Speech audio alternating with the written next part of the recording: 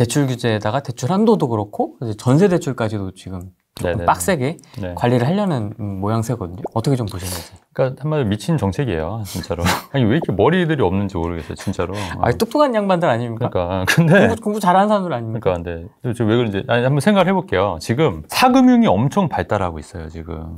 사금융이. 그래서 제가 최근에 들은 얘기가 뭐냐면 강의를 하시는 분들이 어디 투자할 때 돈 없으면 빌려주겠다는 거예요. 근저당 설정해서. 네. 강의를 하시는 분들이. 그러니까 강의를 하시는 분들이. 저도 알고 있습니다. 그죠? 네. 사금융이 엄청, 그 다음에 제2금융권. 엄청나게 폭발적으로 늘어나고 있고, 캐피탈. 아니, 저 같아도 은행에서 대출 안 해주면 제가 여윳돈 있으면 저라도 사금융 하면 좋죠. 왜냐면 확실한 거니까. 대부. 사금융 해서 그거 어차피 담보로 해서 근저당 설정하면은 안전하잖아요. 안전해서 돈 빌려주는 거고. 그러면 이런 사금융이 문제가 뭐겠어요?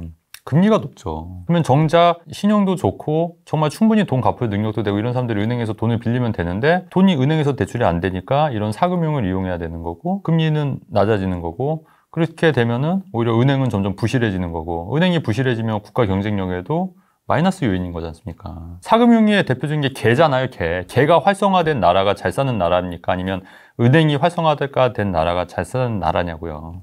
개. 개. 그렇잖아요. 개도 활성화될 거야. 이런 식으로 하면은 일반적으로 개 뭐 낙찰개, 입찰개, 개 있잖아요. 번호개 해갖고. 뭐 그런 식으로 해서 목돈 필요하신 분들 뭐 그런 거고. 우리가 뭐 지금 과거 시대로 회귀하는 것도 아니고 뭐 하는 짓인지 모르겠다. 예. 그리고 그러다가 또 최근에 문재인 대통령이 그러니까 전세 규제 같은 경우에 전세 만발에 피해 없게 하라. 그럼 갑자기 뜬금없이 그게 뭐냐고요. 전혀 이제 생각하지 않고 있다가 그러니까 이게 좀 말이 좀 안 맞고 도대체 뭐 하는 건지 모르겠어요. 그래서 대출 규제 자꾸 하면은 제 생각은 사금융이 발달할 수밖에 없다. 그래서 이 방송 보시는 여러분들도 돈 버시려면 빨리 사금융 쪽 한번 여윳돈 있으신 분들은 모아서 17반 모아서 사금융 쪽 펀드를 하시든가 이런 쪽으로 해보시는 것도 어떻겠나 개인적으로. 왜 이렇게 한 치 앞밖에 못 보죠 항상? 왜 한 치 앞밖에 보고 이렇게 멀리 두수 세수를 왜 못 보는지는 이해가 안 가요 진짜. 탁상공론의 전형이죠. 가계부실 한다고 해서 대출을 규제하면은 오히려 더 심각해지고 대부업이 더 발달하면 금리가 더 올라가는 거고 그렇게 되면 더 못 갚는 사람들이 더 늘어나는 게 되는 거고 그렇게 되면 더 신용불량자들이 많아질 텐데 왜 그런 생각을 못하고 은행에서 저금리로 돈을 빌릴 수 있는 기회마저 박탈하고 자기네들이 마치 무슨 국가에서 모든 거를 다 그 사람들의 인생까지 다 뭐든지 다 케어해주겠다는 이런 마인드로 지금 정책을 위반하는지 저는 이해가 안 간다는 거죠.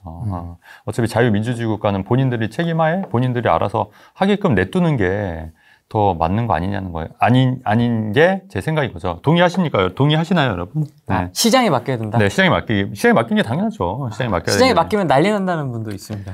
근데 이제 기본적으로 물론 이제 시장에 맡긴다 하더라도 부작용들은 있을 수 있죠. 부작용들. 근데 이제 우리가 이제 생각해봐야 될 게 뭐냐면 선진국들은 거의 다 시장에 맡겨요. 그렇지 않습니까? 미국이나 영국이나 일본이나 이런 선진국들은 시장에 맡기고 지금 관치금융이라든가 그러니까 국가에서 그런 걸 권장해서 하는 나라들은 주로 중국, 러시아, 북한, 일부 못 사는 국가들, 베트남도 일부 근데 최근에 시장 경제로 좀 많이 바뀌었죠. 그러니까 그런 것만 봤을 때도 왜 시장 경제가 물론 부작용도 있지만 효율화가 최고이기 때문에 그런 거예요. 효율이 최고이기 때문에 일부 부작용을 무시할 정도로 그다음에 그런 부작용을 제거하면은 훨씬 더 나았기 때문에 자꾸 시장 경제에 맡기는 건데 그거를 왜 자꾸 못 사는 나라를 따라가는 건지 모르겠고 그렇게 자꾸 옳다고 생각하는지 모르겠고 뒤에서 좀 설명하겠지만 이재명 지금 그죠 경기지사도 불로소득 환수하겠다 이런 얘기도 나오는 게 좀 어처구니가 없는 거죠 사실은. 양도세 100%. 그것도 생각해 보세요. 그러면 우리가 제가 또 말씀드리고 싶은 게 뭐냐면 저는 이렇게 생각하거든요.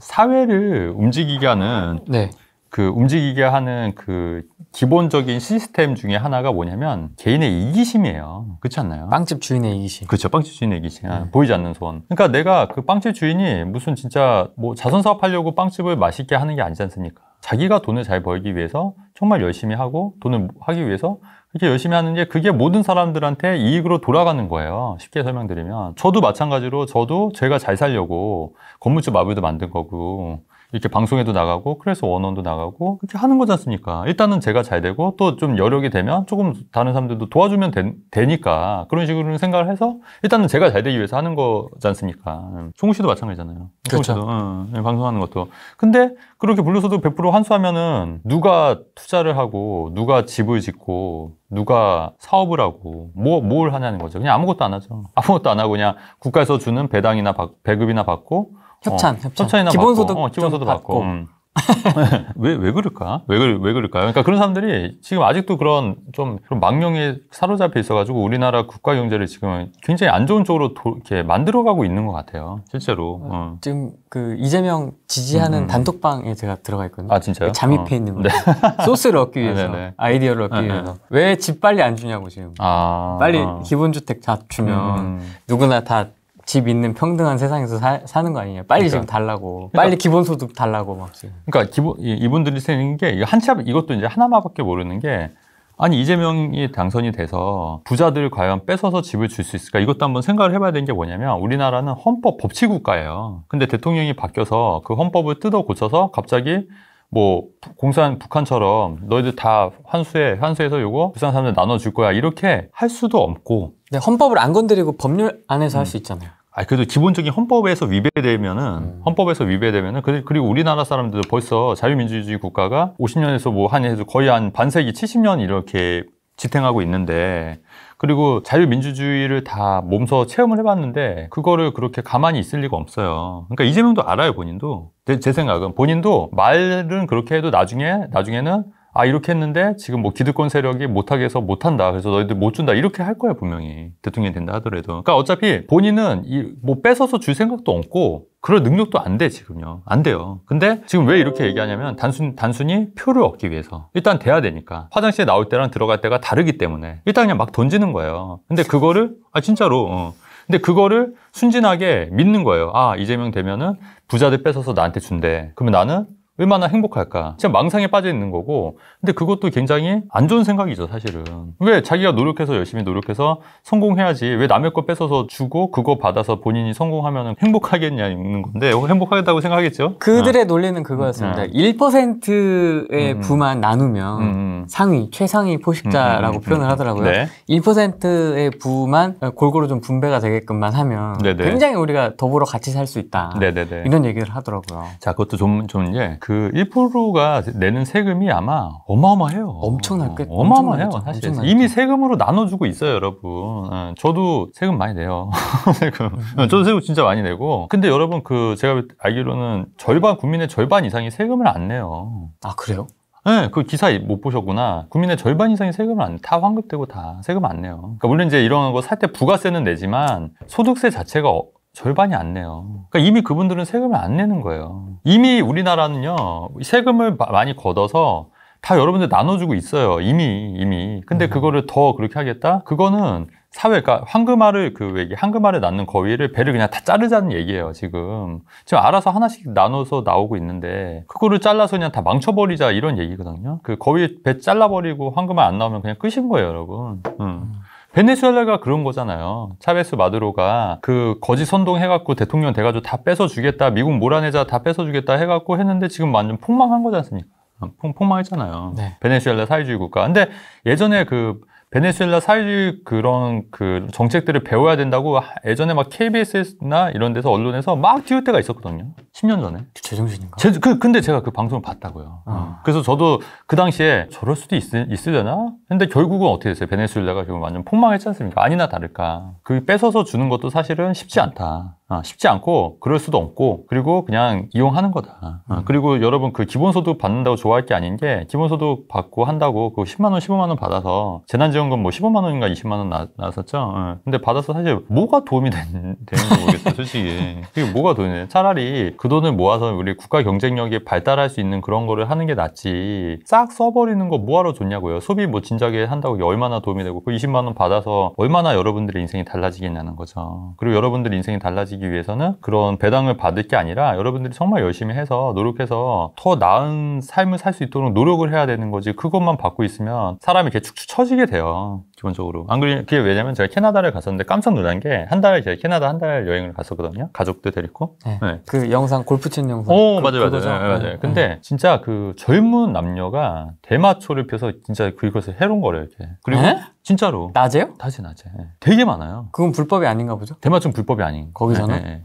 그리고 그리고 정말 그 예쁜 아가씨가 쓰레기통을 뒤져요. 진짜로. 배고파서? 아니, 뭐 이렇게 해서 그거 쓰레기통에서 빈병 파는 것처럼 하는 거겠죠. 쓰레기통을 뒤지고 막 이게 누워 있어요, 진짜. 그게 이제 그리고 거기는 사회주의 국가니까 약간 반사회주의 국가예요. 캐나다. 그다음에 기본적으로 그런 복지가 되게 잘 돼 있는 거예요. 먹고 살 수 있을 정도의 복지가. 그러니까 얘네들이 노력을 안 하는 것 같아요. 노력을 안 해. 그냥 대마초 피고, 그러니까 그런 사람들이 젊은 사람들도 부지기수더라는 거예요. 제가 깜짝 놀랐어요. 진짜요, 여러분. 그리고 또 뭐가 있냐면 얘네들은 6시면 다 거의 불이 다 꺼져요. 매장 이런 게. 근데 우리나라 같으면은 또 어디 가도 우리나라 같으면 막 어떻게든 팔려고 이것 좀 사세요 막 이렇게 엄청 막 하잖아요. 그러니까 그런 역동성이 있고 막 이렇게 그렇잖아요. 근데 걔네들은 뭐냐, 사거나 말거나 그냥 이렇게 그냥 사든지 말든지 그리고 6시 가면 그냥 딱 퇴근. 그러니까 그런 역동성이 떨어져요. 아무래도 왜냐면 걔네들 세율이 높다 보니까 어차피 열심히 하나 안 하나 세금으로 다 뜯기니까 뭐하러 열심히 해요. 우리나라도 그러니까 세율이 높으면 세금이 높지 않습니까? 우리나라도 열심히 안 해. 지금도 그 양도세도 이렇게 높지 않습니까? 80% 90% 되면 뭐하러 팔아요? 그냥 증여하거나 그냥 갖고 있지. 그리고 그러면 뭐 이재명이 뭐 그러면은 뭐 보유세를 올리더라도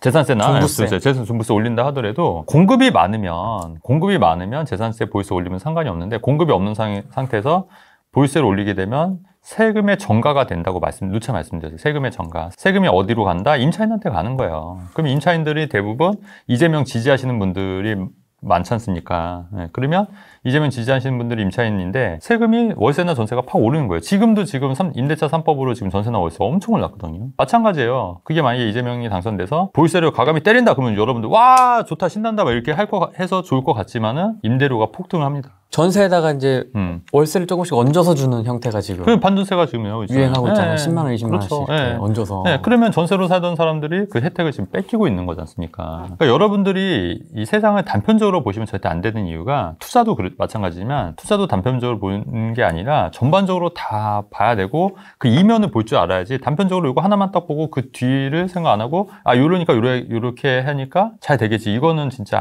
1차원적인 생각이다. 그래서 그런 거는 정말로 좀 가감이 좀 바꿔야 되지 않겠냐. 아니 불로소득 환수하면은 건설사 입장에서는 건설사도 어쨌든 건물 지어서 먹고 살아야 되는데 불로소득 환수하면 누가 짓습니까? 건설사도 안 짓죠. 그러면 안 지으면 어떻게 돼요? 공급이 없는 거죠. 공급이 없으면 집값은 폭등한다. 그래서 솔직히 말씀드리면 이재명이 진짜 되면 단기적으로 만약에 이런 정책을 정말 추진한다 하면 집값은 정말 폭등할 것 같아요. 폭등한다. 미칠도록 폭등한다. 베네수엘라도 빈부격차가 어마어마하게 벌어진 것처럼. 그래서 이미 주택을 갖고 있는 사람들이나 집을 갖고 있는 사람들은 정말 자산 가치가 커진다. 그럼 이재명 찍어요? 근데 그건 아니라는 거지. 그건 아니라는 거지. 왜냐면 근데 중장기적으로 보면은 내가 베네수엘라 같은 거지 나라에서 사는 거지 않습니까? 중장기적으로 보면은 우리 애들이 그런 거지 나라에서 살아야 되는 거잖아요. 보면은 동남아 가면은 정말 어리고 젊은 애들이 막 발 마사지하고 하잖아요. 2만 원, 3만 원 벌려고. 그렇지 않습니까? 근데 우리나라 애들이 그런 걸 해야 된다는 얘기예요. 2만 원, 3만 원 돈 벌려고. 그런 노동소득이 신성시 되기 때문에 그렇게 해야 되는 게 맞느냐? 그건 아니지 않습니까? 정말 부가가치가 창출되고 투자소득이 활발히 발전하는 나라들, 뭐 홍콩이라든가, 예전 홍콩, 미국이라든가 일본이라든가 이런 데 해야지 무조건 노동소득이 소중해서 진짜 뭐 발 마사지하고 이런 게 정말 소중하면은 본인들 자식들을 그런 일을 시킬 수 있냐는 거죠. 또 우리나라가 또 그렇게 되는 게 정말 올바른 방향으로 가는 거냐. 이건 정말 아니라고 보는 거죠. 그래서 그런 불로소득을 차단하는 거 말 자체도 말도 안 될 뿐더러 그렇게 투자 이익에 대한 개념이 전혀 없는 사람이 대통령이 된다는 것도 정말 큰 문제가 되지 않을까. 저는 정의부터가 좀 잘못된 것 같아요. 그럼요. 불로소득이라는 건 없습니다. 그럼요. 그렇죠.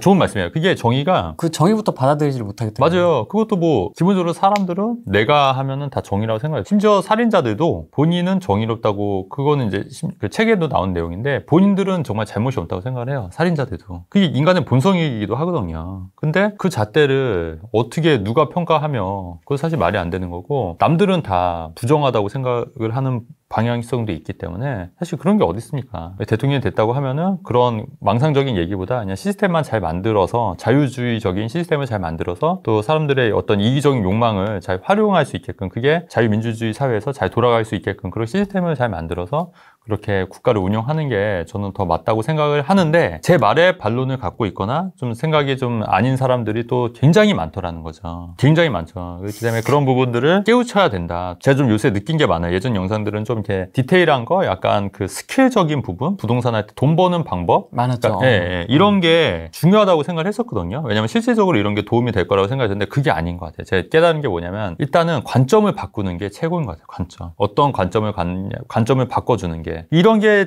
먼저 돼야지, 선행이 돼야지 기술적인 부분도 다 따라오는 거지. 아무리 기술적인 얘기를 하더라도 이 관점이 안 바뀌면 의미가 없겠더라. 지금 라이트하우스 같은 경우에는 지금 몇 만이죠, 구독자? 40몇 만 아니에요? 모르겠어요. 네.